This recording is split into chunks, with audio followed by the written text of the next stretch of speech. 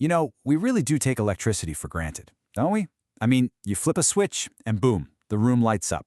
Our laptops charge, our food stays cold, it's just there.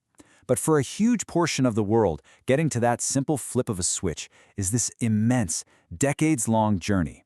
Welcome to today's Explainer. We're jumping right in to chart the incredible evolution of Ghana's national electrification.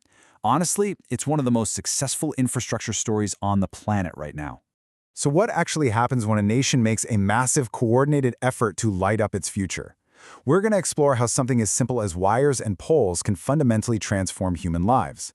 We've got a fascinating case study today, pulling from some really recent research on Ghana's socioeconomic development. It answers a super vital question: how does universal power change a society, its economy, and its people?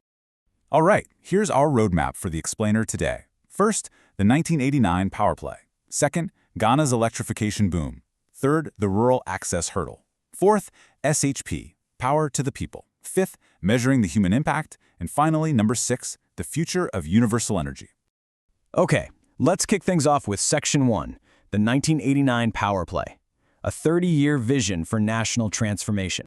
Picture this context for a second. It's 1989. Ghana is looking to modernize, and they quickly realize that absolutely nothing happens without a reliable foundation of modern energy. So they launched the National Electrification Scheme, or NES for short, with this incredibly bold goal of achieving universal energy access. Now you might be thinking this was just about economic growth, and sure it was, but a huge driving factor was actually stopping rural-urban migration. The government knew that if they could just bring the modern world to rural villages, they'd create local opportunities. That way, people wouldn't feel forced to pack up and crowd into major cities just to find a job or a decent standard of living. The thing to remember here is that the NES wasn't just about electricity for electricity's sake. It was fundamentally about empowering key sectors to lift up living standards across the board. I mean, think about it. If you want to advance agriculture, you absolutely need power for irrigation and processing. Better health facilities? Well, you're going to need refrigeration for vaccines and lights for nighttime emergencies. Tourism needs modern amenities, and education, wow, education is literally revolutionized when students can actually study after the sun goes down. Electricity is essentially the invisible thread tying all these development goals together. Moving right along to Section 2, Ghana's electrification boom, tracking the progress. Setting big goals is one thing, right? But actually laying thousands of miles of wire across really difficult terrain is a whole different beast. Let's look at the actual timeline of their progress, which was heavily supported by development partners like the World Bank, Danida, and JICA. Back in 1990, right after the scheme launched, the baseline coverage was a mere 23%. Less than a quarter of the country had grid access. Fast forward to 2009, and they had nearly tripled that, hitting 66.5%. And as of today, in 2024, they've reached a staggering milestone of 89.4%, with their ultimate target for universal access now extended to 2025. This leap from 23% to nearly 90% in just over 3 decades is absolutely wild.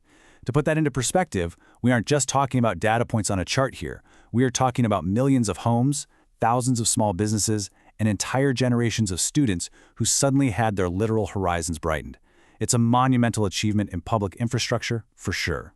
In fact, Ghana's aggressive expansion has rightfully earned them the highest electricity access rate in all of Sub-Saharan Africa. It's an incredible benchmark. It really acts as a beacon for what coordinated long-term national planning can do when you pair it with international development support. But as with literally any massive infrastructure project, those final miles, always the hardest. Which brings us to Section 3, the rural access hurdle, the geographic divide.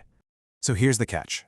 Reaching high-density urban populations gives you really quick wins on paper, but extending the national grid to remote communities, that is intensely costly and technically complex.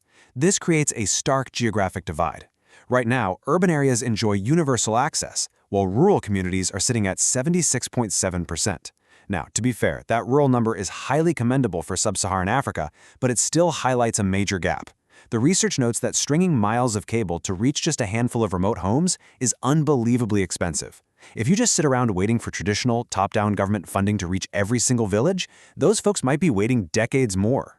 Enters Section 4, SHEP, Power to the People, a community-driven policy hack.